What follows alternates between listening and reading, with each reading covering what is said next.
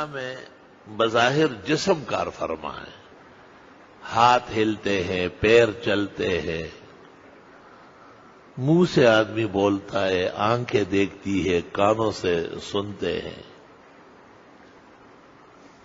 لیکن حقیقت یہ نہیں ہے۔ حقیقت دنیا میں بھی روح کار فرما ہے۔ کان بھی ہوں گے لیکن سنیں گے نہیں، آنکھیں ہوگی لیکن دیکھے گی نہیں، ہاتھ حرکت نہیں کریں گے، پیروں میں چلت ختم ہو جائے گی، اعضائے بدن خاموش ہو جائیں گے، کیونکہ اصل جو اصل انسانیت ہے روح، وہ نکل گئی۔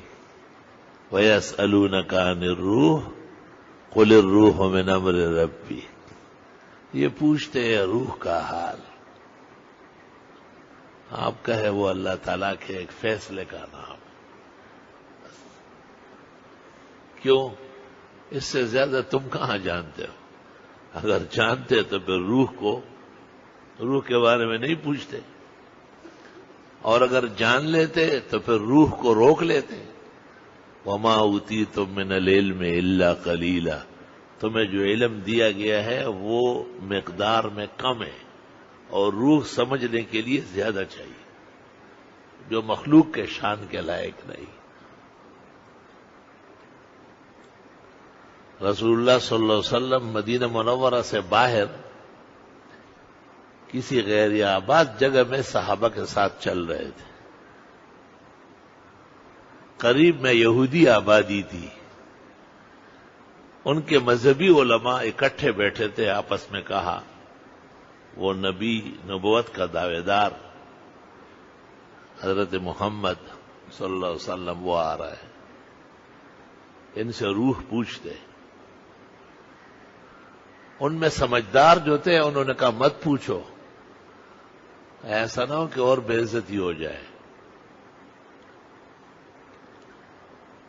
لیکن اکثر نے کہا کہ پوچھنا چاہیے۔ رسول اللہ صلی اللہ علیہ وسلم سے پوچھا تو آپ خاموش ہو گئے۔ ان کے جو علماء تھے وہ گھبرا اٹھے اور ایک دوسرے کو کہا ہم تو کہتے ہیں کہ لا تسألوہ، مت پوچھو۔ وجہ یہ تھی کہ یونان کے حکماء، فلاسفہ قدماء اور حدثاء، وہ روح میں کلام کرتے تھے، اور انبیاء کلام نہیں کرتے تھے، اللہ کے حوالے کرتے تھے۔ حضرت جو خاموش ہوئے تو یہود کے علماء سمجھ گئے، یعلمہ علماء بنی اسرائیل، بنی اسرائیل کے عالم اس کو پہچانتے ہیں کہ برحق پیغمبر ہے۔ ایک دوسرے کو کہا کہ ٹھنڈے ہو گئے۔ اب دو جواب، خاموش ہے اور پسینے آ رہا ہے، اور کچھ دیر بعد آنکھیں کھولی اور فرمایا وَيَسْأَلُونَكَ عَنِ الرُّوحِ، مجھ پر آیت نازل ہوئی کہ یہ لوگ روح کا پوچھتے ہیں، قُلِ الرُّوحُ مِنْ أَمْرِ رَبِّي، آپ فرمائیے میرے رب کا ایک صادر فیصلہ ہے۔ وَمَا أُوتِيتُم مِّنَ الْعِلْمِ إِلَّا قَلِيلًا، تمہیں جو علم دیا گیا ہے وہ بہت تھوڑا ہے۔ اللہ اللہ